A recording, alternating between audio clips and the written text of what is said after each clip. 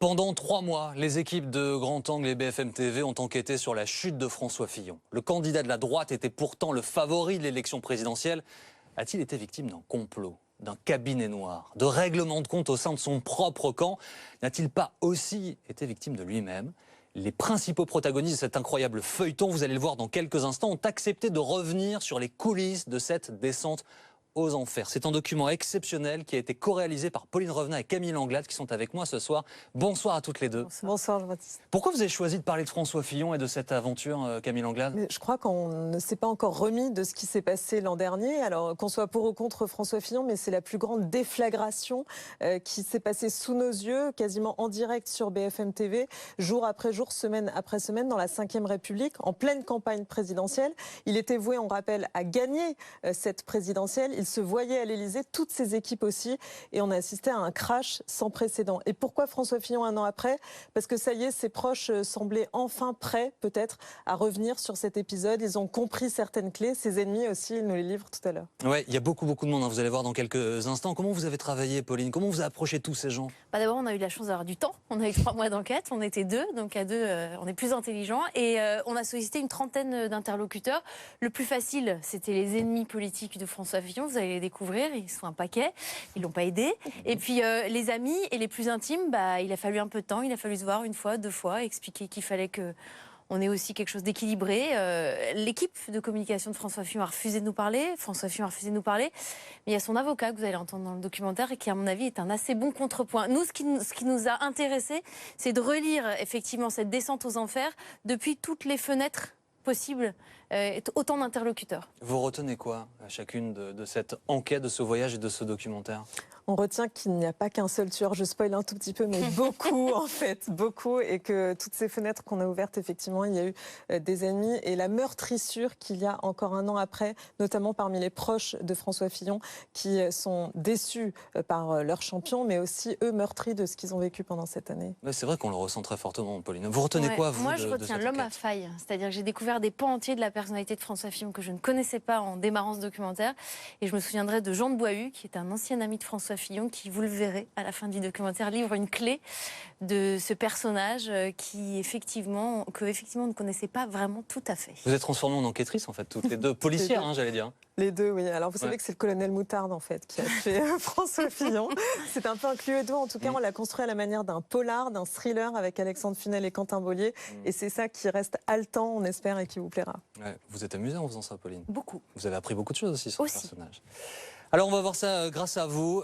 Qui a tué François Fillon? C'est donc un documentaire exceptionnel, 52 minutes.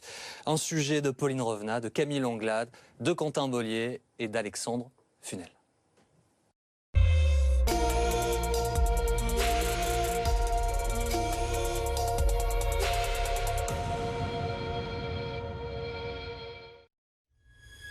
En ce début d'année, il est de coutume de tirer les rois. Mais au QG de François Fillon, personne ne s'imagine que ce soir-là va s'écrire le premier chapitre d'un roman noir.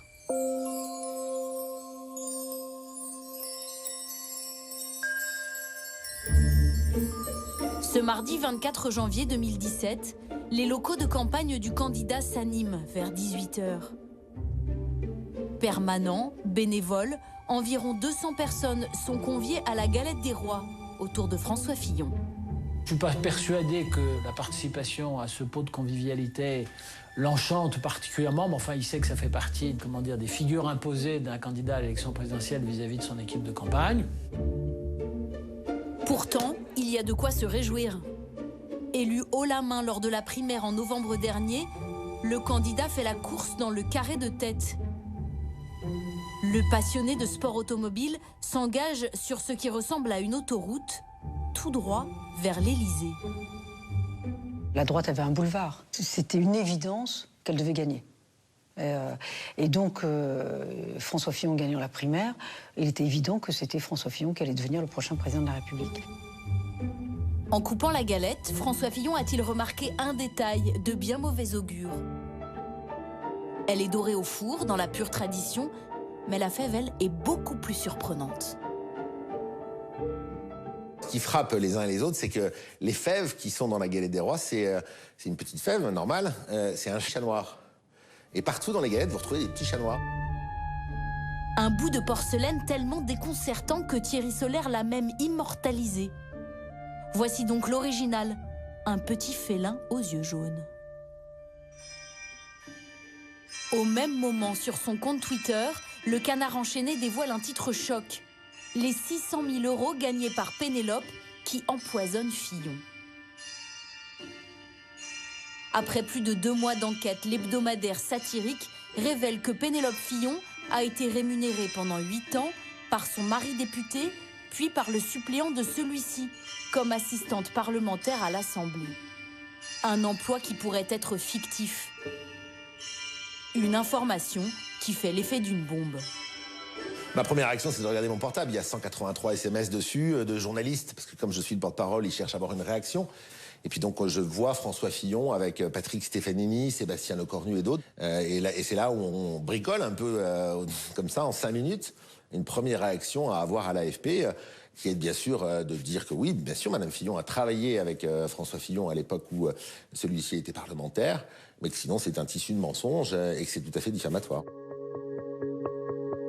La réunion de crise se tient au 5e étage, dans le bureau de François Fillon. Du mobilier moderne, sobre, 2 drapeaux, et sur le bureau, une photo de son mentor, aujourd'hui disparu, Philippe Séguin. François Fillon a été prévenu la veille, par le Canard enchaîné, de la publication de l'article. Il m'est apparu calme, sans apparente inquiétude, comme s'il s'agissait pour lui d'une turbulence de campagne sans trop d'importance. Ils ne sont pas très nombreux ceux qui prédisent que l'article du Canard enchaîné va avoir un tel retentissement et qui va aboutir à mettre en péril de manière décisive la candidature de François Fillon. Au départ, François Fillon et son staff pensent à une basse manœuvre, un coup monté, une boule puante de campagne électorale. Diagnostic partagé par certains routiers de la politique. Je n'étais pas surpris et au fond, j'ai vraiment pris ça pour un acte de malveillance contre Fillon.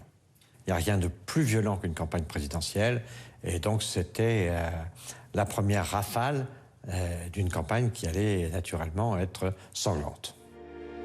Dans toutes les têtes, plusieurs interrogations. Qui est à la manœuvre? Qui a pu mettre le Canard enchaîné sur la piste? Qui a voulu tuer François Fillon?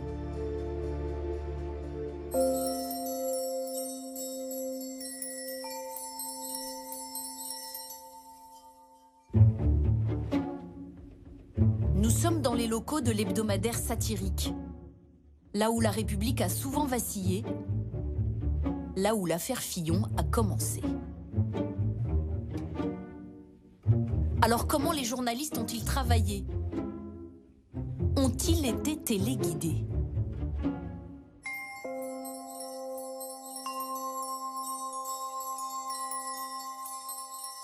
Deux des 3 journalistes du Canard enchaîné, qui ont enquêté à plein temps sur l'affaire, ont accepté de nous rencontrer. Ils ont commencé à s'intéresser à François Fillon quand il était à Matignon, à son train de vie notamment. Mais c'est à la fin du premier tour de la primaire qu'ils décident de s'y replonger complètement. On reprend un peu tout depuis le début, puisque quand il remporte le premier tour des primaires, puis on sait qu'il va gagner les primaires, on se dit qu'on a assez peu enquêté sur lui depuis sa sortie de Matignon, donc depuis 2012. Donc en fait, on reprend un peu tout à zéro. On s'intéresse un petit peu tous azimuts à ses déclarations de patrimoine et de revenus et à ses activités de consultant également. Le 30 novembre 2016, Isabelle Barré signe un premier article sur sa société de conseil. Début janvier, l'acte de propriété du château des Fillons dans la Sarthe est épluché par Hervé Liffrand.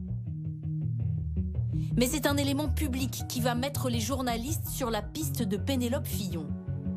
Dans la déclaration de François Fillon à la Haute Autorité pour la transparence de la vie publique, dans la case activité professionnelle du conjoint, est inscrite cette mention « Collaborateur, revue des Deux Mondes ». Une revue littéraire de très grande renommée, propriété d'un ami de François Fillon, l'homme d'affaires Marc Ladret de la Charrière. Et aux surprises, les journalistes découvrent alors que Pénélope Fillon serait plus occupée qu'il n'y paraît.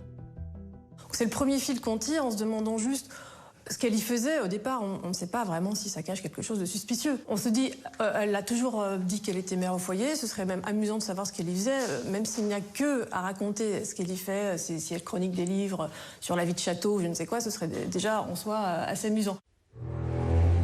En toute logique, le Canard enchaîné se tourne vers la revue des Deux Mondes. Ils interrogent Michel Crépu, directeur de la rédaction de l'époque. Celui-ci raconte un coup de fil passé par Marc Ladret de la Charrière en 2012. Et me dit, Michel, est-ce que vous verriez un inconvénient à prendre pour les publier dans la revue des notes de lecture de Pénélope Fillon parce qu'elle s'ennuie, me dit-il. C'était pas du tout un combinatoire, c'était absolument pas... Et je dis à Marc, je dis oui, pourquoi pas. 2 notes de lecture publiées sous un pseudo, Pauline Camille. Deuxième surprise, le Canard découvre des revenus vertigineux au regard du travail fourni, perçu par Pénélope Fillon entre mai 2012 et décembre 2013. On se dit, mais c'est peut-être, elle a dû signer effectivement une ou deux, quelques petites choses, mais on ne s'imaginait pas qu'elle était payée mensuellement les sommes qu'elle a reçues, qui étaient quand même, elle a reçu... 100 000 euros brut, 100 000 euros en tout, pour 2 notes de lecture. Payé normalement 150 euros brut pour les autres chroniqueurs. Aux chroniqueurs normaux. Pour justifier ces sommes, Marc Ladret de la Charrière affirme au Canard l'avoir embauchée comme conseillère littéraire, à l'insu de Michel Crépu. Je suis tombé des nues parce que, vous savez, la revue du Monde, c'est une toute petite structure. On était deux et demi. Dans ce genre de situation, rien ne vous échappe, si vous voulez. Donc, l'arrivée éventuelle d'une personne en tant que conseiller littéraire ne pouvait pas ne pas apparaître immédiatement dans l'espace. Là, voilà, il n'y a pas eu d'apparition de quelconque que ce soit. Donc, Pas de Pénélope Fillon croisée dans les couloirs de la revue. Mais les journalistes ne s'arrêtent pas là et continuent à tirer le fil de la pelote. Ils vont aller de surprise en surprise. En cherchant à en savoir plus sur les revenus de Madame Fillon en 2012 et 2013, on trouve les revenus de la revue des Deux Mondes et on trouve ceux auxquels on ne s'attendait pas d'assistante parlementaire. Elle cumulait à ce moment-là 2 emplois à temps plein. Et les montants s'affolent. 100 000 euros bruts pour 20 mois à la revue des Deux Mondes, à quoi il faut ajouter 500 000 euros bruts perçus en 8 ans provenant de l'Assemblée nationale. Alors comment le Canard s'est-il procuré ces montants? Y a-t-il eu un bras armé qui les a guidés? Dans ce genre d'enquête, il n'y a pas de hasard. C'est pas voilà, on travaille et puis à un moment donné, on cherche. Et non, il n'y a pas de Dark Vador. Pas de Dark Vador, pas de force obscure. On a à chaque fois sollicité nous-mêmes les informations. Il n'y a pas d'informateur qui est venu spontanément nous apporter quoi que ce soit. Voilà. Une version un peu trop simple, un peu trop belle pour la défense de François Fillon. Antonin Lévy, son conseil, est persuadé que les journalistes du Canard ont été aidés et que l'histoire est plus complexe que cela. Le simple travail d'enquête de ces très bons journalistes n'a pas été suffisant. Il y a autre chose derrière parce qu'il y a des informations qu'ils n'ont pas pu obtenir, des éléments qu'ils n'ont pas pu avoir, qui leur ont été fournis afin qu'ils soient publiés. En tous les cas, ce qui est certain, c'est que le Canard enchaîné a dû mobiliser des gens qui avaient envie de parler et qui avaient envie de donner et qui ont dû donner. Naturellement, les regards se tournent en premier vers les ennemis de François Fillon. D'abord ceux de son propre camp, souvent le théâtre de règlements de comptes fratricides. Rachida Dati est l'une des premières dont le nom circule. L'inimitié entre François Fillon et Rachida Dati est connue de tous. Elle est ancienne. Rachida n'est pas quelqu'un qui a sa langue dans sa poche. Et François Fillon, qui longtemps a gardé ça plutôt en privé, lui-même a lâché ses coups contre Rachida. Et tout ça, évidemment, est remonté à la surface. En 2014, la maire du 7e arrondissement de Paris se lâche sur les réseaux sociaux. Une série de tweets assassins, parmi lesquels on peut lire « L'habit ne fait pas le moine », que François Fillon soit transparent sur ses frais, ses collaborateurs et forces républicaines. Un message qui sonne comme une menace et qui peut, avec le recul, sembler prémonitoire. Mais Rachida Dati s'en défend.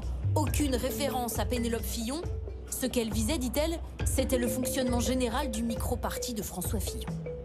Tout le monde savait qu'il y avait un problème de financement de son micro-parti, que certains collaborateurs n'étaient pas forcément rattachés au bon endroit, mais tout le monde le disait, y compris à l'UMP. Et donc, moi, j'ai dit, transparence pour tout le monde, et on verra le résultat. D'ailleurs, personne n'a relevé à l'époque. A-t-elle alimenté le canard enchaîné? A-t-elle voulu nuire à François Fillon? Rachida Dati balaye ses accusations d'un revers de main. Moi, je vais vous dire, je dis les choses, c'est vrai, je suis très directe. C'est pas de la délation que je dénonce, mais moi, au moins, je ne fais pas les coups dans le dos. Je dis les choses. Et au moins, on s'explique. Et quel était d'abord ce qui est sorti, moi, je n'étais pas informée, puis d'autre part, quel était mon intérêt de pouvoir tuer le candidat de notre famille politique?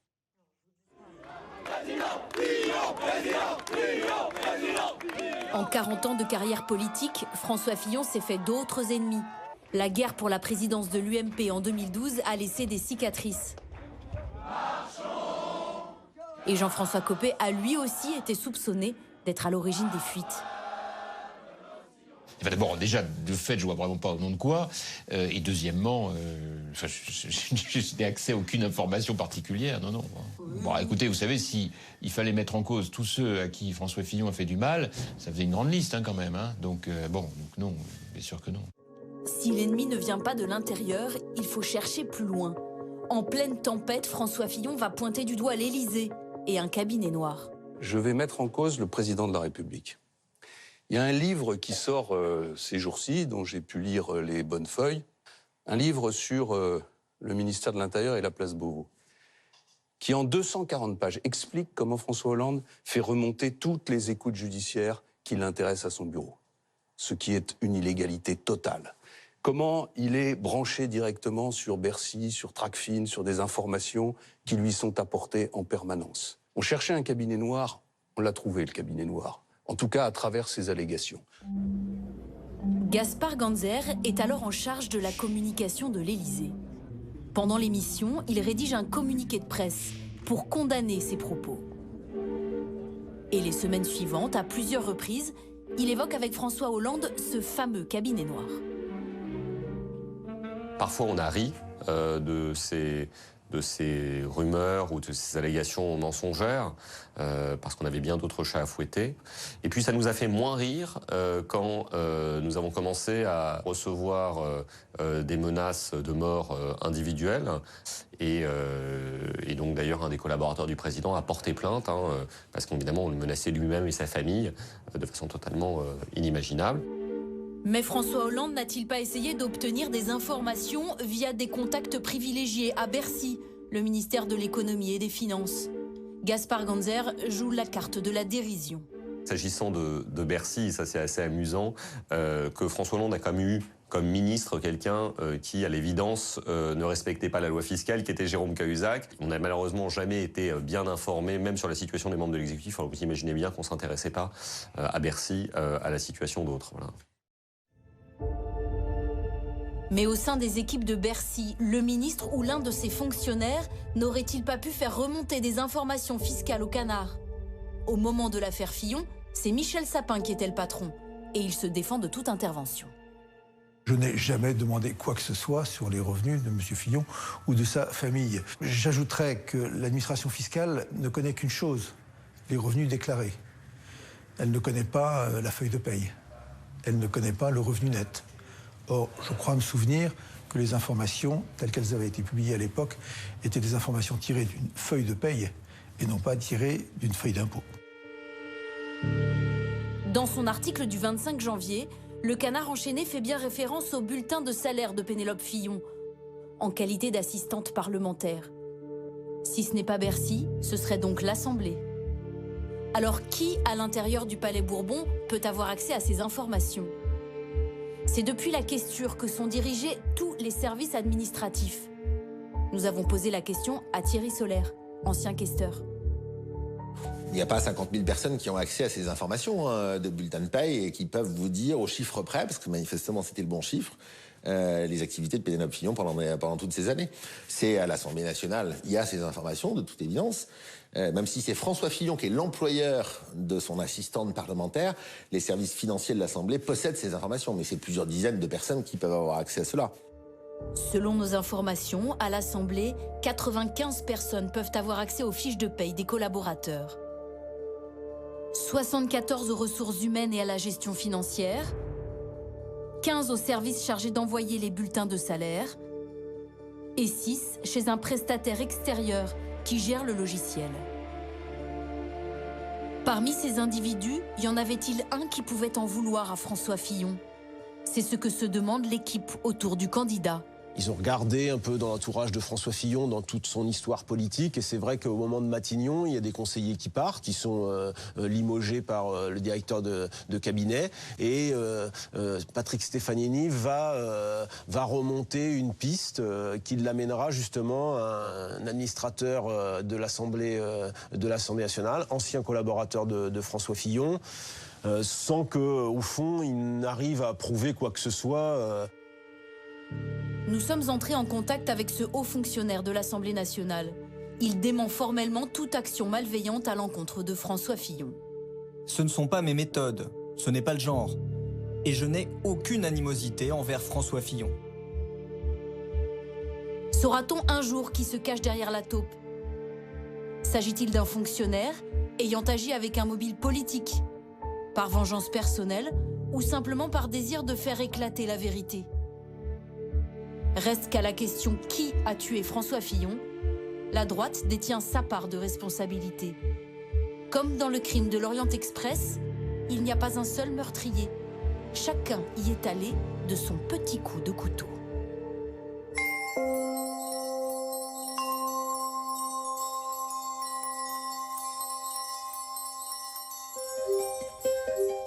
Pour bien comprendre, il faut revenir en arrière.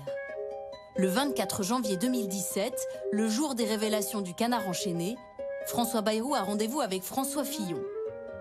Il fait alors encore partie de la grande famille de la droite et du centre. François Bayrou est l'un des rares à comprendre ce jour-là que le candidat des Républicains ne pourra pas se relever du Pénélope Gate. J'ai vu quelqu'un qui, politiquement et du point de vue de la sensibilité de l'opinion, m'apparaissait comme étant à côté de ce qu'il fallait faire. J'ai tout de suite senti que ça allait aller très mal pour lui et pour son parti.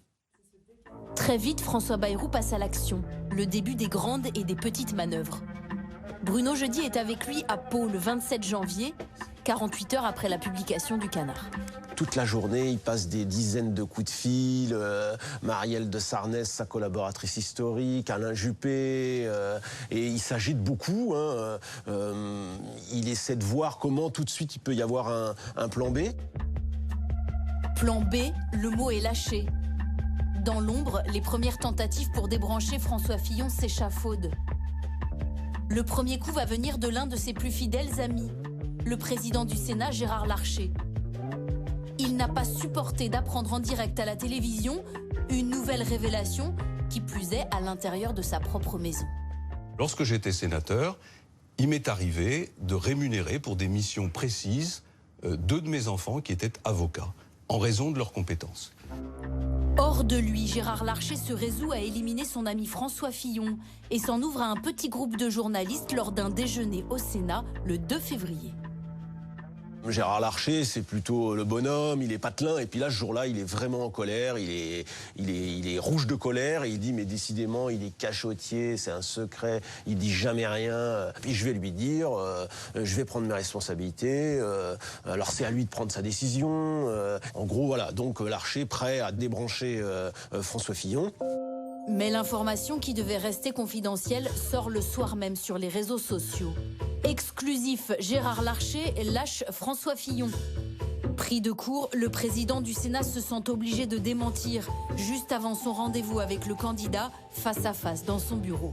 À partir du moment où François Fillon sait que Gérard Larcher vient le voir avec ce type d'intention, évidemment, c'est Gérard Larcher qui est en position de faiblesse. François Fillon, il attend Gérard Larcher de pied ferme. L'opération débranchage fait pchit. Pendant plus d'un mois, malgré les nombreux coups de couteau plantés dans le dos, François Fillon tire la barre. Mais une déclaration, faite tout au début de l'affaire, va lui revenir en pleine figure et creuser sa tombe. Oui, je serai candidat. Il n'y a qu'une seule chose qui m'empêcherait d'être candidat, c'est si mon honneur était atteint, si j'étais mis en examen. Une déclaration totalement improvisée qui a pris tout le monde de court. Moi, je ne le sais pas qui va dire ça. Je suis au QG de campagne, je suis dans le bureau de Patrick Stefanini, qui est le directeur de la campagne, et il l'apprend lui-même en direct à la télévision. Évidemment, je ne comprends pas sa phrase sur la mise en examen, parce qu'au fond, la mise en examen, c'est un acte de procédure. Voilà, c'est même un élément protecteur de liberté. Après tout, il n'a pas besoin de se mettre la corde autour du cou lui-même. Je considère même que ça a structuré en quelque sorte toutes les conditions du toboggan sur lequel on est tous allés à ses côtés, avec de l'huile un peu plus tous les jours. Et quand la mise en examen de François Fillon se profile, les chiens sont lâchés, les fusils chargés, des armes à plusieurs coups. Nous sommes le 28 février au QG, un peu plus d'un mois après les premières révélations du canard enchaîné. Son directeur de campagne, Patrick Stefanini, lui apprend qu'il va être convoqué en vue d'une mise en examen.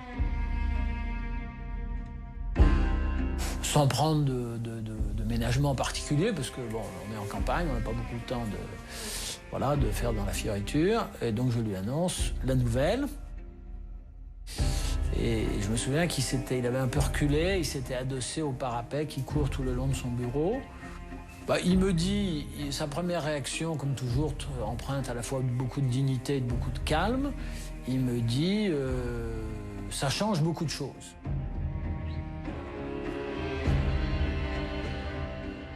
C'est pas la panique, mais c'est la stupeur. C'est la stupeur parce que je pense qu'on n'avait jamais, et moi le premier d'ailleurs, on n'avait jamais imaginé que l'institution judiciaire puisse volontairement et sciemment décider de peser autant dans une campagne électorale. Le lendemain, à droite, tout le monde s'affole. La visite de François Fillon ce matin au Salon international de l'agriculture est reportée. J'en sais rien, non, j'ai pas plus d'explications, j'éprouve comme ça. Le candidat est invisible. La nouvelle de sa prochaine mise en examen se répand au sein de l'équipe. Il faut agir, et vite. Les plus hautes instances du parti vont tout faire pour débrancher le candidat qui, avec cette échéance judiciaire, va se retrouver un genou à terre. Je prends une autolib pour aller tout à fait cessante au QG. J'arrive où il me demande ce que j'en pense. Je lui ai dit en substance à ce moment-là qu'il ne pouvait plus guère faire campagne. Et il a immédiatement enchaîné en me disant qu'il n'était pas du tout d'accord. Dans les couloirs du QG, l'atmosphère est électrique. La directrice de communication Anne Méo filtre les entrées.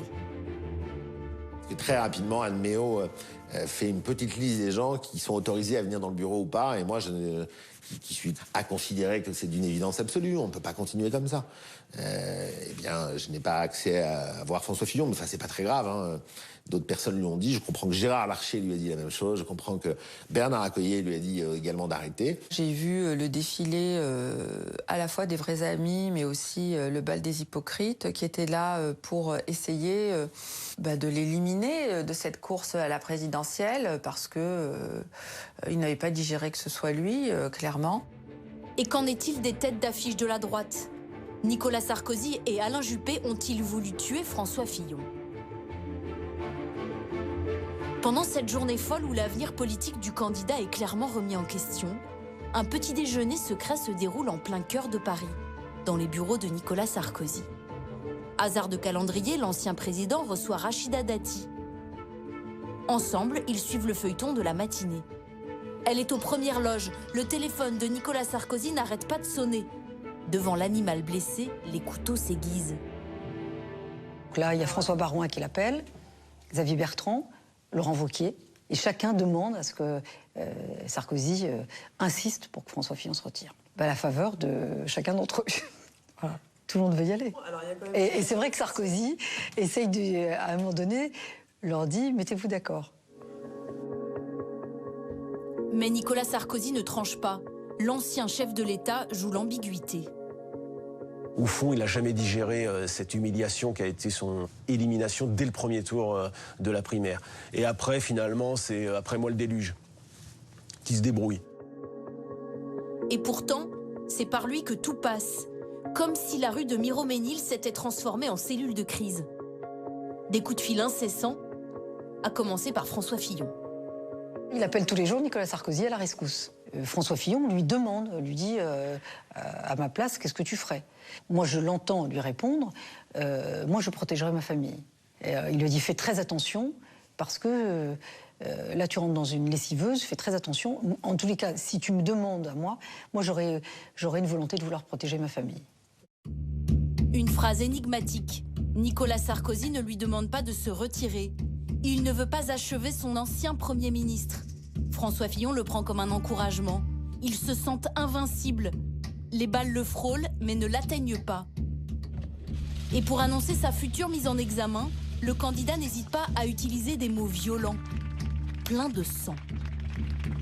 Nombre de mes amis politiques et de ceux qui m'ont soutenu à la primaire et ces 4 millions d'électeurs parlent d'un assassinat politique.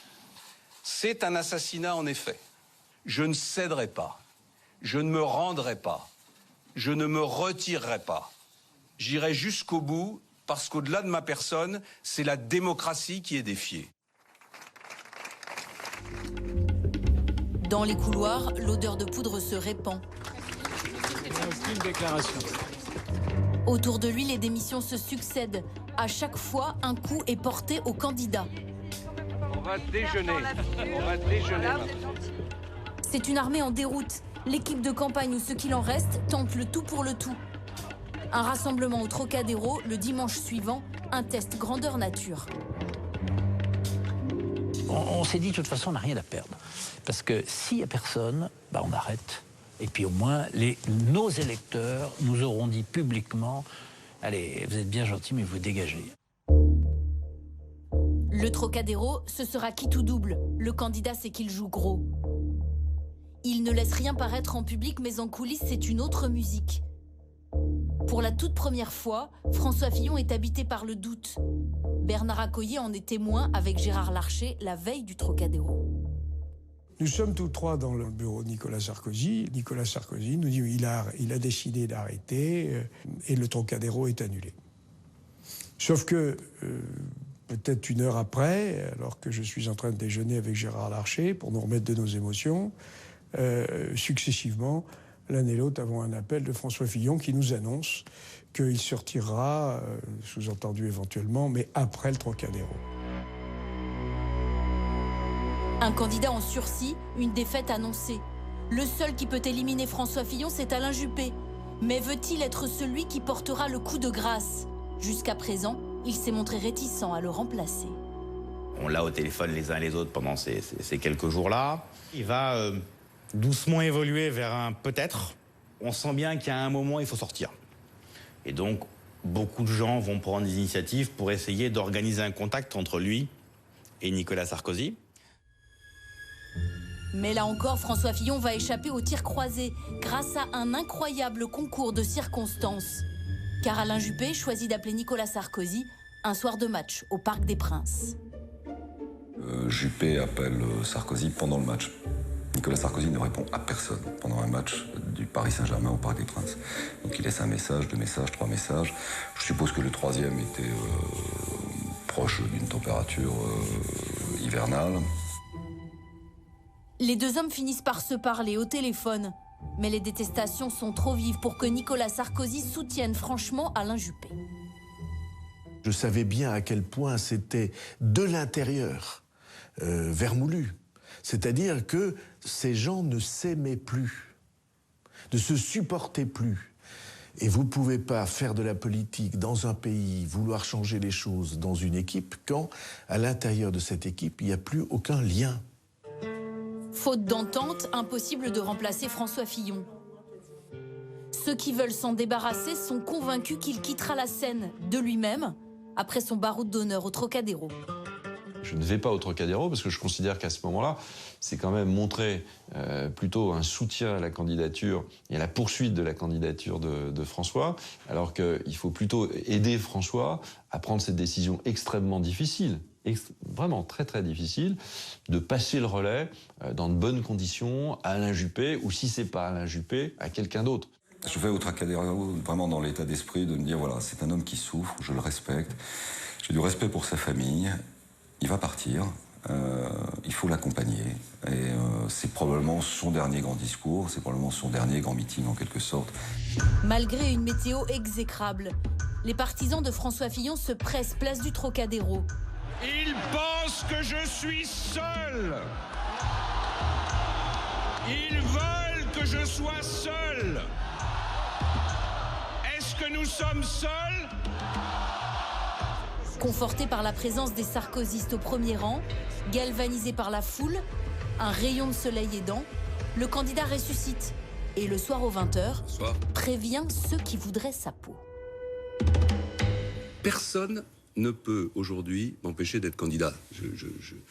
Encore une fois, j'écoute ce qu'on me dit, mais je veux dire que démocratiquement, j'ai été désigné, j'ai 1500 parrainages, j'ai ma campagne malgré les défections qui se déroulent. Donc personne n'a le pouvoir de m'obliger à retirer ma candidature. Ça ne veut pas dire que je ne discute pas, que je n'écoute pas, que je ne suis pas prêt à dialoguer. Cela veut dire quoi, je veux dire François simplement Fillon que c'est ma décision. Et cette décision, elle a été aujourd'hui confortée par ce rassemblement populaire dont tout le monde pensait qu'il serait un échec et qui a été une réussite. Cette interview, ils sont une dizaine à la suivre chez Thierry Solaire, porte-parole qui a claqué la porte 3 jours avant. Devant l'obstination de François Fillon, les amis d'Alain Juppé sont catastrophés. Tout Paris s'appelle et appelle Alain Juppé ce jour-là. Pour essayer de lui dire, Alain, tu ne peux pas laisser faire ça, c'est une catastrophe, voilà. Et j'ai moi-même Alain Juppé, d'ailleurs, ce soir-là, au téléphone et par SMS, et qui me dit, cher Thierry, j'ai pris ma décision, amitié, voilà. Ça ressemble à un non. Sa décision, le maire de Bordeaux l'annoncera dans une conférence de presse le lendemain matin. Il leur reste donc 12 heures pour le faire changer d'avis. 2 proches d'Alain Juppé, Gilles Boyer et Benoît Apparu, décident alors de prendre la route. On se retrouve à 3h du matin avec Gilles et on part en bagnole sur Bordeaux. On va se prendre les embouteillages qui coûtent cher, parce que du coup on va arriver très peu de temps avant la conférence de presse, donc avec peu de temps pour le voir, peu de temps pour avoir pris 3-4 cafés, histoire d'être à peu près clair et d'avoir bien répété ce qu'on veut lui dire. Et du coup, je pense que la demi-heure qu'on va passer avec lui, on va être, ni lui ni moi, très bons dans nos arguments et qu'on va se planter sur les arguments qu'on utilise. À 10h30, depuis la mairie de Bordeaux, Alain Juppé tire sa révérence. François Fillon n'a cessé d'affirmer sa détermination et hier soir encore son obstination. Je n'ai pas l'intention de m'engager dans des tractations partisanes ni des marchandages de postes. Et c'est pourquoi je confirme, une bonne fois pour toutes, que je ne serai pas candidat à la présidence de la République. Le meurtre a donc échoué. Dans son propre camp, aucun politique n'a réussi à supprimer François Fillon. Mais tapis dans l'ombre, un homme patiente, ivre de vengeance. Il attend le moment propice pour porter le coup de grâce à François Fillon.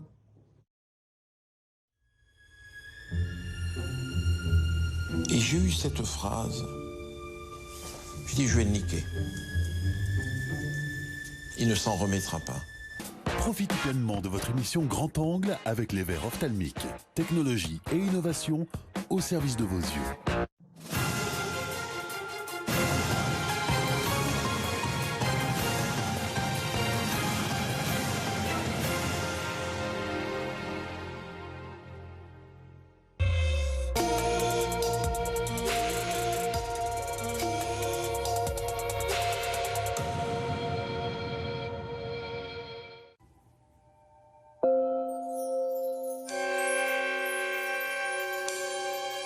C'est l'histoire d'un homme de réseau qui s'est senti trahi. Robert Bourgi, 72 ans, est un avocat franco-libanais. Héritier de la France-Afrique, l'homme navigue dans les allées du pouvoir depuis plusieurs décennies. Dans les milieux gaullistes, de Jacques Chirac à Nicolas Sarkozy, en passant par Dominique de Villepin, tous l'ont côtoyé, peu s'en sont vantés. C'est ici, dans son cabinet d'avocat, qu'il voyait François Fillon à intervalles réguliers autour d'un café. Les deux hommes se fréquentent depuis plus de 5 ans. Le soir de la victoire à la primaire, pour rester dans la roue de François Fillon, Robert Bourgi décide de lui faire un cadeau. J'ai dit, tiens, lui qui aime les belles choses, à chaque fois qu'il me voit, il regarde le revers de la veste, il me fait des remarques sur le costume, la veste. Je lui dis, je vais aller lui offrir 3 costumes. Allez, on y va. Je suis allé lui offrir, dans la boutique Arnis, qu'il affectionne, et je lui ai pris les costumes. Contacté par le maître tailleur de la célèbre boutique pour prendre ses mesures, François Fillon renvoie un message pour remercier le gentil donateur. Il m'a envoyé un texto. Merci beaucoup, mon cher Robert. Je te dis à très bientôt. Il me fait un smiley de l'homme qui sourit, vous voyez. Je lui dis, tu le mérites bien. Fais-en bon usage pendant la campagne et à très bientôt. Mais après cela, c'est silence radio. François Fillon semble de plus en plus distant. Il ne répond plus aux messages de Robert Bourgi. Un ami bien ingrat, se dit l'avocat, qui repense aussi à une formule qu'il a mal digérée. Un discours prononcé à Sablé à la fin de l'été, avec cette flèche décochée en direction de Nicolas Sarkozy. Qui imagine un seul instant le général de Gaulle mis en examen? Être gaulliste, c'est une conception de l'exercice du pouvoir, et singulièrement de la fonction présidentielle. Ça, je ne l'ai pas supporté. Moi, j'aime Nicolas. Et la manière dont il s'est comporté avec le président Sarkozy a été insupportable. This guy is not correct. This guy is not handsome. Une rancœur que Robert Bourgi rumine à l'infini. Et c'est naturellement qu'il s'en ouvre à son ami Nicolas Sarkozy, lors d'un déjeuner le 10 janvier rue de Miroménil, 2 semaines avant les révélations du Canard, alors que François Fillon est en haut des sondages. Il me dit, ça va, Robert? Lui, ça va. Je te trouve bizarre. J'ai la grosse colère. Il me dit, mon Dieu, qui c'est qui va souffrir? Je lui dis, écoute, voilà ce qui se passe, Nicolas. Et j'ai eu cette phrase. Je lui dis, je vais le niquer. Il ne s'en remettra pas. Il m'a dit, en matière de tuerie d'hommes politiques, tu t'y connais, toi. Il y a des précédents. En effet, en 2011, Robert Bourgi n'a pas hésité à accuser l'ancien président Jacques Chirac et son secrétaire général Dominique de Villepin d'avoir reçu des valises de billets à l'Élysée, des affirmations sujettes à caution. L'enquête, ouverte par le parquet, sera classée sans suite. Cette fois-ci, Robert Bourgi aimerait bien ajouter une tête à son tableau de chasse. Et lorsqu'il expose son dessein machiavélique à Nicolas Sarkozy, selon lui, l'ancien président ne le dissuade pas de s'en prendre à François Fillon. Sarkozy ne m'a jamais dit « tue-le ». Il m'a dit « tu es décidé ?» Je lui ai dit « je vais le niquer, Nicolas, tu me connais ». L'expression « il ne m'a pas retenu le bras », ce qui est la réalité. Mais même s'il m'avait retenu le bras, je l'aurais fait. Je l'aurais fait. Robert Bourgi met ensuite son plan à exécution. Le 20 février, il se rend chez Arnis, rue de Sèvres, et règle les fameux costumes qu'il a offerts à François Fillon. Un crime signé. Quand les costumes ont été prêts, ils m'ont téléphoné et je suis allé payer. Par chèque, bien sûr, par chèque. Une trace écrite, car Robert Bourgi a été à bonne école avec Jacques Foccart, l'indispensable monsieur Afrique de l'Élysée, dans l'ombre du général de Gaulle puis de Georges Pompidou, un spécialiste des coups tordus. Je n'ai pas travaillé 30 ans avec monsieur Foccart pour rien, madame. Je savais ce que je faisais. Robert Bourgi cherche à frapper fort. Pour obtenir l'écho le plus grand, il livre l'information des costumes au journal du dimanche. Avant bouclage, le samedi 11 mars, l'hebdomadaire appelle donc François Fillon pour recueillir sa réaction. Au QG, on se croirait dans la cale du Titanic. L'eau monte dangereusement. Ce dont témoigne Jean de Boishue, ami de François Fillon depuis plus de 40 ans, électron libre de parole et de pensée, appelé dans le bureau du candidat. Et je suis allé le voir, il m'a dit, il y a une histoire de costume. J'ai dit, mais quelle histoire de costume? Il me dit, je me suis fait piéger. Je ne le reconnais pas, il marche nerveusement dans la pièce. À ce moment-là, rentre Anne Méot et dit, t'en as encore beaucoup des comme ça pour moi? Anne Méot, sa directrice de communication, va devoir gérer ce qui ressemble à la plus grosse des tempêtes. Ce samedi-là, Robert Bourgi goûte au Bristol avec ses petits-enfants.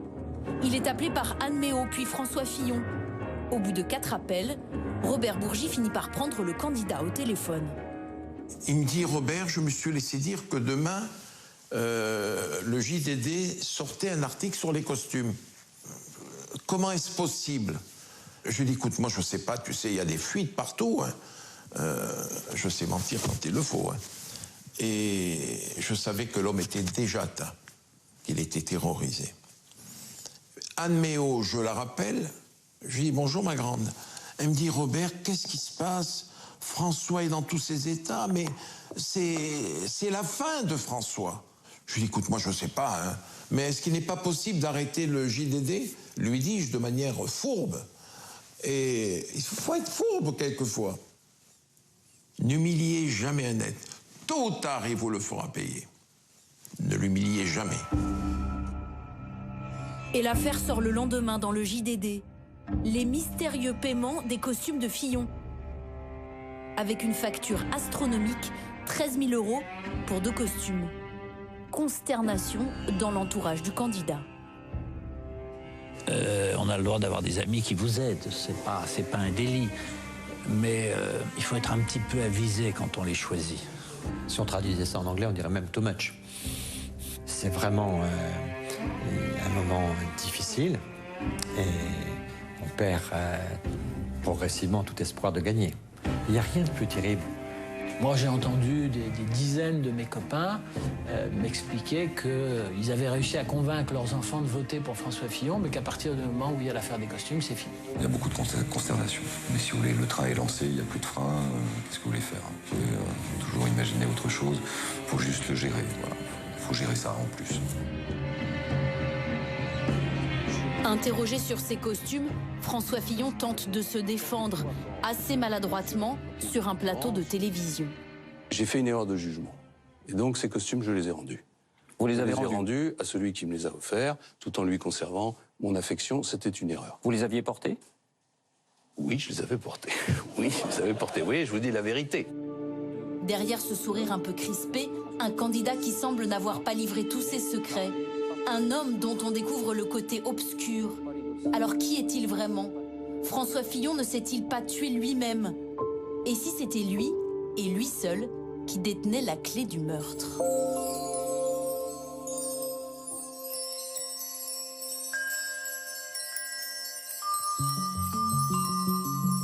En 40 ans de carrière politique, François Fillon s'est érigé en modèle d'intégrité.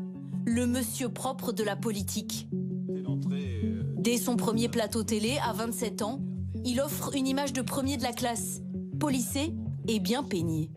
Pour un jeune de mon âge, c'est une période exceptionnelle et que je vais pouvoir, me faire les dents à la lutte politique dans les rangs de l'opposition. Sa marque de fabrique, l'austérité. Moi, je suis à la tête d'un État qui est en situation de faillite sur le plan financier. Intègre, modeste et exemplaire. Ceux qui ne respectent pas les lois de la République ne devraient pas pouvoir se présenter devant les électeurs. Il ne sert à rien de parler d'autorité quand on n'est pas soi-même irréprochable. C'est comme ça qu'il se vend pendant toutes ces années. Alors avec le Penelope Gate, toute sa construction s'écroule. La raison première de l'effondrement, c'est le décalage entre cette image qu'il avait voulu donner pendant des années, non seulement d'incarner la morale, mais surtout de la dicter aux autres. Un coup fatal pour ce candidat qui apparaît tout à coup déconnecté des réalités. François Fillon a sous-estimé l'onde de choc provoquée par cette affaire, car il a toujours trouvé normal de salarier sa femme comme assistante parlementaire. Il est convaincu qu'il est dans son bon droit, il est d'autant plus convaincu qu'il est dans son bon droit qu'il sait que la pratique consistant pour un parlementaire à embaucher un membre de sa famille, et le plus souvent son épouse, est une pratique assez courante. Et François Fillon ne se rend pas compte qu'il y a une partie de l'opinion publique qui, dans ce contexte de difficultés exacerbées, ne supporte plus les privilèges. C'est un manque d'appréciation des réalités. Un manque d'appréciation des réalités de son temps. D'ailleurs, très peu de personnes sont au courant que sa femme est payée par l'Assemblée. Pas même dans son premier cercle. Non, j'étais pas au courant. Non, je savais qu'elle avait un rôle important. Elle avait un rôle prépondérant à ses côtés. Voilà. Mais j'imaginais pas du tout. Évidemment, quand on travaille avec les uns ou les autres, on va pas voir quelle est la nature du contrat de travail. Donc vous avez été surpris? Oui, bien sûr, j'étais surpris. Et quand le canard enchaîné commence à lui poser des questions, dès le mois de décembre, François Fillon ne juge pas utile d'alerter son directeur de campagne. Si nous en avait parlé, ne serait-ce que début janvier, on aurait eu 3 ou 4 semaines pour préparer la contre-offensive médiatique. Là, on l'a pas eu. Il a fallu qu'on réagisse à chaud. Et au fond, j'ai toujours eu le sentiment, à partir de là, qu'on jouait en défense, qu'on n'avait jamais l'initiative, que c'était toujours soit les policiers, soit les juges, soit les médias qui avaient l'initiative. Mais c'est comme ça. Il a donc fallu improviser, dans l'urgence, avec un candidat aux airs de kamikaze. Comme s'il avait lui-même fourni des cartouches à ses ennemis. Avec un talon d'Achille, son rapport particulier avec l'argent. C'est quelqu'un qui aime les belles choses, qui a des goûts de luxe, qui a des passions qui sont coûteuses, le sport auto notamment. Je ne considère pas que Fillon aime l'argent. Il a un défaut étonnant, il a peur de manquer. Et comme il a une grande famille, et que c'est vrai qu'il a un niveau de vie intéressant, si je puis dire, ou en tout cas assez aisé, il est en permanence en train de penser qu'il est ruiné. Que les charges sont trop lourdes, voilà. Je ne suis pas sûr qu'il aime l'argent, mais il a un côté paysan. Un homme secret et orgueilleux qui n'a pas su écouter ou demander conseil pour se défendre. Il paye une certaine solitude, c'est-à-dire ne pas pouvoir parler à un ami de ce genre de situation. Un ami qui s'y connaisse, pas un ami qui lui cire les poings. Mais je ne pense même pas qu'il ait d'amis à qui il puisse parler de cela. Un candidat replié sur son socle familial. C'est ce qu'a observé Arnaud de Montlore. Il connaît François Fillon depuis une dizaine d'années. C'est sûr, oui. C'est auprès de sa femme et de ses enfants, c'est une famille extrêmement soudée, extrêmement unie, qui me semble qui sont très, très coude à coude. Une cellule familiale extrêmement proche. Ils partent en vacances ensemble, ils passent leur week-end ensemble. Ils sont extrêmement soudés. Un homme dont l'incroyable ténacité a retardé l'exécution. C'est un courageux. C'est-à-dire que les obstacles s'accumulent et il ne plie pas. C'est comme sous la mitraille. Je pense qu'il serait sorti de la tranchée en 14 au chemin des Dames sans problème. Ce qui m'a le plus frappé, c'est la force avec laquelle il encaissait la violence des coups. C'était permanent, c'était tous les jours. Tous les matins, en allumant les téléphones, on voyait les informations tomber. Il n'y avait jamais de répit.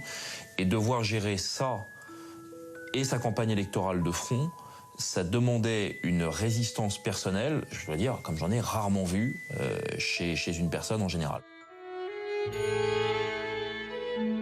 Une force de caractère hors du commun. Une affaire qui a révélé un homme complexe, prisonnier de ses propres démons, de ses faiblesses.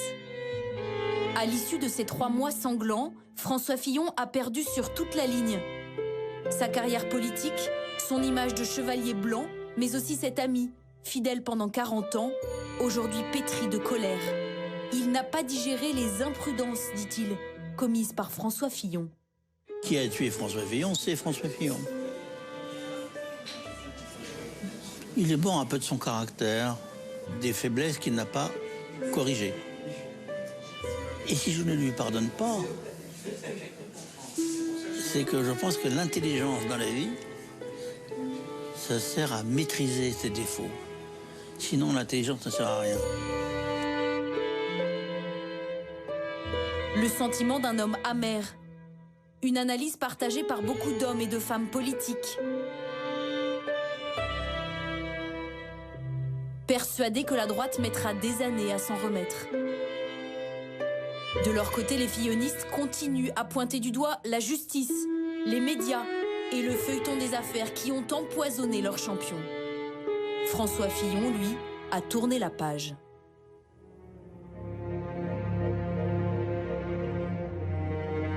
Le jour de l'investiture d'Emmanuel Macron, le 14 mai 2017, François Fillon est loin, très loin du palais de l'Élysée. L'ex-candidat à la présidentielle se trouve dans une forêt en Écosse. Entouré d'amis et de leurs épouses respectives pour chasser le petit gibier. L'invitation a été lancée par l'un de ses plus proches, Henri de Castres, ancien PDG d'AXA.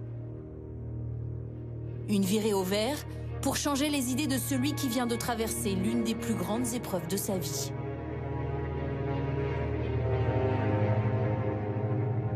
Une défaite aujourd'hui derrière lui. François Fillon et son épouse Pénélope ont repris pied dans le quotidien. Franchement, le couple Fillon, les deux vont bien maintenant. Ils ont vécu une époque terrible et maintenant, ils sont arrivés à repartir de l'avant. Nouvel horizon pour François Fillon, qui travaille désormais dans le privé dans un fonds d'investissement. Il a entamé une nouvelle vie, il a définitivement tourné la page de la politique et je crois qu'il s'épanouit pleinement dans sa nouvelle carrière. Ça a l'air de l'idée de changer de vie lui plaît. Vous savez, se taper 40 ans de vie politique, il a encore 15 ans de vie professionnelle devant lui et il doit être content de faire autre chose. Reste une incertitude, son sort judiciaire et celui de son épouse. François et Pénélope Fillon restent mis en examen pour détournement de fonds publics. L'enquête devrait être clôturée dans le courant de l'année.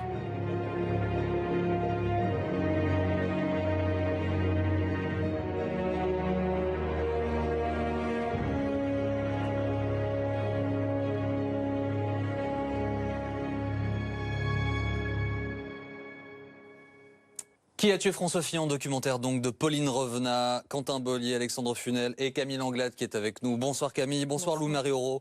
Vous étiez rédacteur en chef du Canard enchaîné au moment de cette affaire. Bonsoir Valérie Boyer, merci d'être avec nous, députée des Républicains, proche de François Fillon. Bonsoir Marion Mourgue. Bonsoir. Vous êtes grand reporter au service politique du Figaro, vous êtes en charge du suivi de la droite. Que vous reste-t-il de cette affaire, Valérie Boyer, un an après ? Je pense que la question à laquelle j'aurais aimé qu'on réponde à travers ce reportage, c'est comment on a assassiné la démocratie, comment pour la première fois dans l'histoire de la Ve République, une information et une décision de justice par une juridiction nouvelle, parquet national financier, dont on ne parle pas dans le reportage, a changé le cours de l'élection. Ça, c'est ma première remarque. Ma seconde remarque, c'est... j'ai été très choquée par l'interview de ce matin de M. Bourgi et comment quelqu'un qui ourdit un complot comme ça et qui s'en vante, qui s'en repaît, avec beaucoup de complaisance d'ailleurs de la part des intervieweurs, a pu faire en sorte que ce que vous appelez la complaisance. Ce matin, c'était une franche rigolade. Il n'y a pas d'interview contradictoire, il n'y a pas de question... Non, on n'a pas mis M. Bourgi en face de ses contradictions parce qu'il avait dit des choses différentes lors de plusieurs interviews, mais enfin ça c'est un détail. En revanche, ce qui n'en est pas un, c'est que ces révélations qui sont orchestrées, tout comme les révélations sur François Fillon ont été feuilletonnées, ont changé le cours de l'élection et on a volé l'élection aux Français. Il n'y a pas eu de débat. Juste, je me tourne évidemment vers Louis-Marie Aurault, puisque lorsque vous entendez ces révélations qui ont été orchestrées, nécessairement vu que le Canard... feuilletonné. Vous avez dit orchestré, hein. Il me semble avoir entendu orchestré. Alors. Ah bah peut-être, de toute façon, Voilà. Et ça change pas je me tourne grand-chose. vers vous nécessairement le Canard enchaîné à Orchestré, l'époque. feuilletonné. J'ai pas le souvenir de vous avoir vu dans les couloirs du Canard enchaîné à l'époque, donc je sais pas comment Non, vous mais je savez vous comment lisais ça tous s'est les passé. mercredis. Non, oui, mais parce qu'on a continué à travailler après les premiers articles. Et puis, vous savez, quand on publie des informations, quelquefois, il y a des gens qui ont un autre bout de l'information et ça déclenche un cercle vertueux. Les gens viennent plus volontiers nous voir parce que on a tiré un bout de la ficelle et la pelote se déroule. Elle se déroule toutes les semaines. Si vous vous imaginez que on en gardait un peu sous le coude chaque semaine en disant tiens ça va être bon pour la semaine prochaine, c'est idiot parce qu'on est quand même en situation de concurrence. À partir du moment où on a lancé les premiers articles, il y a beaucoup de confrères qui se sont mis à travailler et on essaie bien entendu d'avoir un coup d'avance. On n'a pas gardé comme ça des choses. Alors juste d'un mot, Camille Langlade évidemment vient de voir le documentaire, donc c'est le point de départ finalement. Comme on a beaucoup entendu cette critique dans la bouche des proches de François Fillon, les informations ont été données au Canard enchaîné. C'est le départ que vous avez choisi avec Pauline Revenat. Bon, on va au Canard enchaîné et on va mener notre enquête pour savoir comment eux ils ont eu leur information. Oui, et si on se fie aux propos effectivement des 2 journalistes qui ont accepté de nous répondre, ils expliquent qu'ils ont tiré ce fil et qu'ensuite ils ont enquêté à la manière de journalistes et à partir de l'enquête, les informations sont apparues. On va ensuite à la question de l'Assemblée. À mon sens, c'est l'information la plus importante, peut-être sur le fond. 95 personnes sont en possession des feuilles d'emploi, du contrat de travail aussi, des assistants parlementaires. Est-ce que c'est l'une de ces personnes qui a donné le contrat de travail de Pénélope Fillon aux journalistes du Canard enchaîné qui l'ont sollicité, donc qui ont sollicité peut-être leurs sources habituelles? Il y en a peut-être là-bas au Canard enchaîné. En tout cas, est-ce que c'est une source politique ou alors simplement un concours de circonstances, le fruit d'un travail journalistique? C'est la question que pose le documentaire aujourd'hui. Chacun peut se faire son idée. Je crois que pour moi, c'est pas ça l'essentiel. Les informations sont données, elles sont diffusées tout au long de la campagne. La campagne devient totalement inaudible parce qu'on ne parle que de ça et on en savait plus sur les costumes de François Fillon que sur le programme de Macron. Ça, c'est une chose. Mais l'essentiel, pardonnez-moi Valérie Boyer, est-ce que ce ne sont pas les faits de départ qui sont reprochés à François Fillon et la nature fictive présumée de l'emploi de Pénélope Fillon? Ce sont quand même des faits importants pour un candidat à l'élection présidentielle. C'est l'enquête qui le dira. Moi, ce que je note, c'est que l'enquête s'est beaucoup accélérée pendant la campagne, que depuis, nous n'avons pas d'informations et que les chefs d'inculpation ont diminué également. Donc, et que quand même, c'est la première fois dans l'histoire de la Ve République que le cours de l'élection est modifié. Moi, je trouve que quand même, cette affaire, dans le calendrier récent, les époux Fillon avaient la possibilité de déposer un recours contre leur mise en examen. Ils ont choisi de ne pas le faire. Nous les avons sollicités, évidemment. Il n'y a pas eu de commentaire de la part de leur conseil. Ce que le documentaire montre bien, c'est quand même aussi la rivalité au sein de la droite. Et Valérie Boyer le disait, il y a un moment, la campagne devient inaudible et il y a cette solution d'un plan B qui est mis sur la table et on n'arrive pas à le trouver. Je suis la campagne au fur et à mesure et ces rivalités sont tellement fortes que le plan B n'arrive pas à sortir. Et donc le documentaire le montre bien aussi que même indépendamment des affaires, personne n'arrive à se mettre d'accord au moment où certains se demandent si François Fillon ne serait pas mieux en dehors de la campagne. Et ça, à droite, il n'y arrive pas. Il y a quand même une question qui doit venir avant les autres. Est-ce que tout ça était vrai ou pas?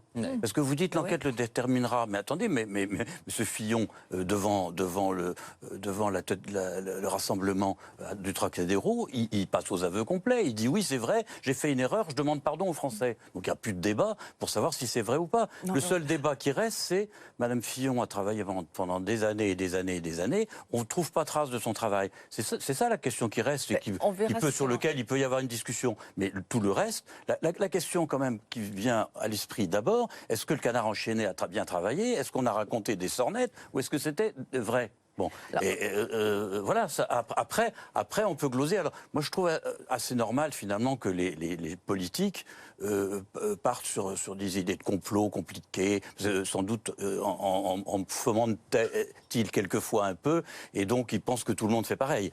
Mais ce qui m'étonne, c'est que les journalistes ont dans un premier temps aussi cherché où était le criminel caché qui alimentait le Canard. Comme si l'idée d'une enquête journalistique était burlesque.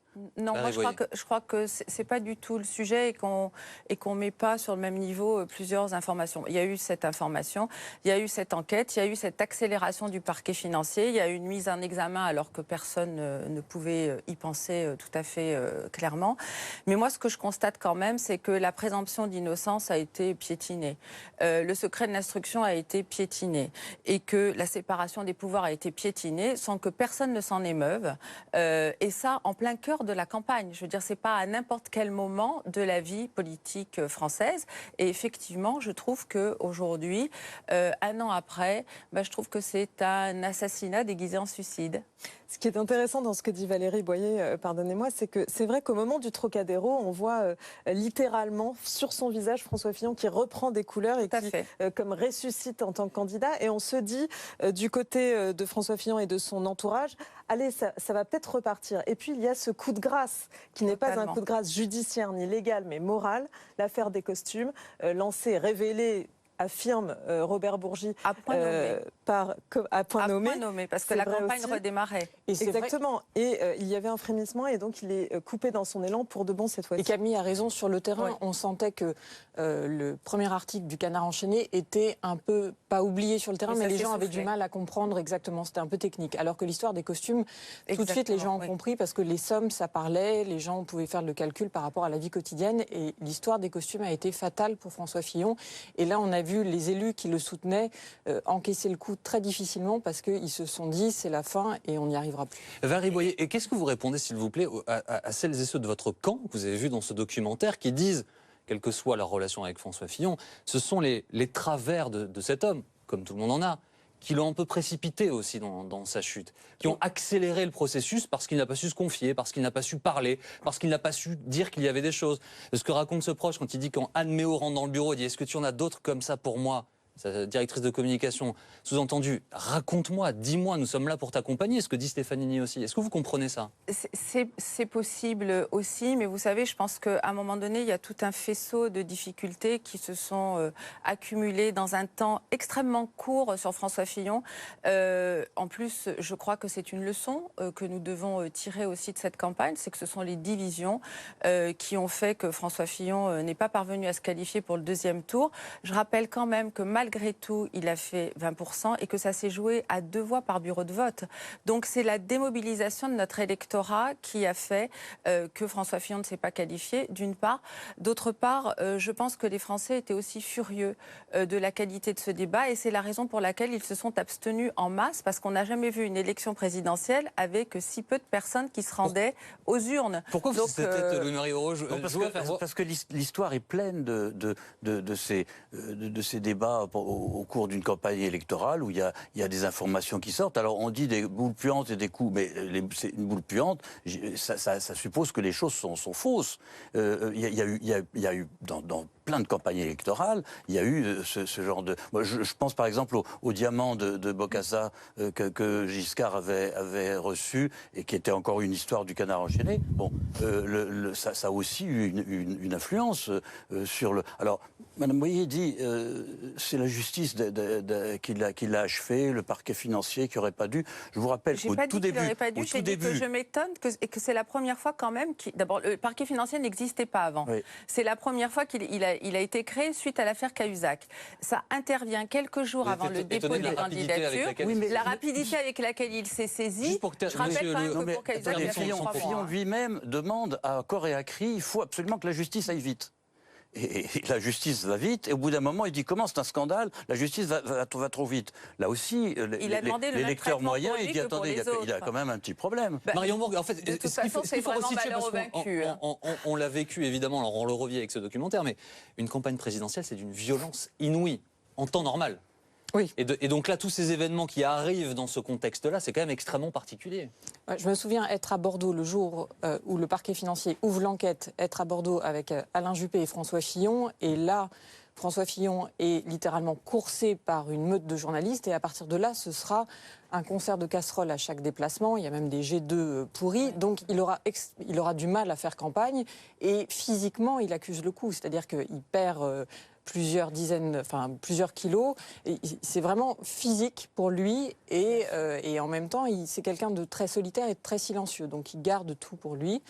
Et au fur et à mesure, on va voir cette campagne le marquer de plus en plus. Finalement, il y a 3 mots qui reviennent, Camille. Il les prononce à l'été avant d'entamer, quand il commence sa campagne pour la première de la droite, c'est mise en examen. Qui imagine le général de Gaulle mis en examen? Puis il le redit à la télévision. Oui. Je n'aurais qu'une raison de ne pas me présenter si mon honneur est mis en cause, si je suis mis en examen. Et finalement, ces trois mots vont revenir à 2 moments de la campagne déterminants pour François Fillon. Oui, puisque c'est cette image de chevalier blanc qui lui coûte la présidentielle et la campagne, quand notamment l'affaire des costumes sort, mais aussi l'emploi présumé fictif de sa femme. Et ensuite, cette promesse qu'il ne tient pas, qu'il tient pendant 15 jours. Si je suis mise en examen, je me retirerai. Il ne prévient pas son staff de campagne qu'il prendra cette décision et qu'il fera cette annonce. Et puis 15 jours plus tard, finalement, il dit non, je reste là, je tiens bon. Donc il y a beaucoup de désorientation dans son équipe et plusieurs fidèles d'entre les fidèles, comme Patrick Stefanini, qui témoigne dans le documentaire, ne s'y retrouvent plus. Le porte-parole, Thierry Solaire non plus, n'arrive plus à porter la parole du candidat. Et c'est ça qui crée vraiment le décrochage de la plus fidèle partie de son équipe à ce moment-là. Et c'est à ce moment-là que les défections commencent, vous le racontez dans le documentaire. Est-ce que c'est pas un basculement vraiment à ce moment-là, Valérie Boyer, les propres mots du candidat?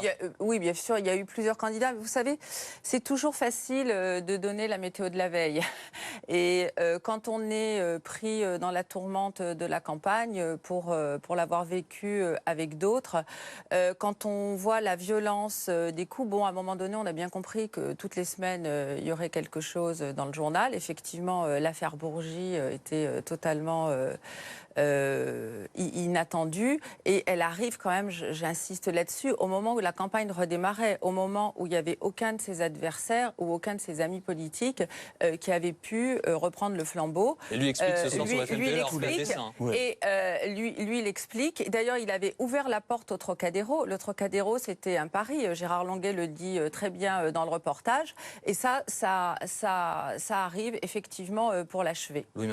Tous les gens qui ont suivi cette campagne électorale comme observateurs, tous les journalistes, ont été absolument stupéfaits par la désorganisation, le bazar, les porte-paroles qui ne savaient pas ce qui se passait dans le bureau d'à côté. La conclusion, c'est qui a tué François Fillon? C'est François Fillon. On le voit aussi dans l'incohérence de ses réactions. Il a géré ça de façon... Je veux dire, quand on regarde toutes les fautes qu'il pouvait faire, il n'en a pas loupé beaucoup. Si je peux me donne un mot très court, s'il vous plaît. Je voudrais interroger Marion Moreau. Oui, je vous écoute, Valérie Boyer. Oui, ce que je veux dire, c'est qu'aujourd'hui, bien évidemment, et c'est un petit peu ce que j'ai aussi ressorti dans ce reportage, c'est que il faut dire que c'est François Fillon qui s'est tué lui-même. Comme ça, on ne fallait rien dire du tout, Valérie Boyer. C'est un travail journalistique, il y a des enquêtes, des questions, sont des faits. Qu'on ne va pas plus loin, effectivement, de ce qui s'est passé. Moi, je note qu'aujourd'hui, on n'a toujours pas d'informations précises sur les affaires judiciaires en cours. Marion Moreau, juste et pour boucler la boucle, ce qui a aussi marqué l'opinion, ce qui fait qu'on est sans doute là pour en parler ce soir, c'est qu'on parlait d'un homme destiné à l'Élysée. Tant il était haut dans les sondages, il était écrit que François Fillon allait gagner l'élection présidentielle. Au soir de la primaire, on est quasiment tous persuadés que ce sera le prochain président. Et c'est justement ce qui surprend au lendemain de la primaire, qui est un mois, le mois de décembre, où on ne voit pas le candidat et qui est cette désorganisation qui s'installe. Il disparaît, il part en vacances, il essaye de constituer les équipes. Et c'est vrai que là s'engage une mauvaise campagne à partir de ce moment-là. Merci beaucoup, merci à tous les quatre d'avoir été avec nous ce soir. Qui a tué François Fillon? Documentaire donc de Camille Langlade qui est avec nous, Pauline Revenat, Quentin Bollier, Alexandre Funel, que vous pourrez revoir samedi à 13h, 18h et 21h sur BFM TV. Dans un instant, Rachida Marquis, votre journal de la nuit. Passez de belles nuits.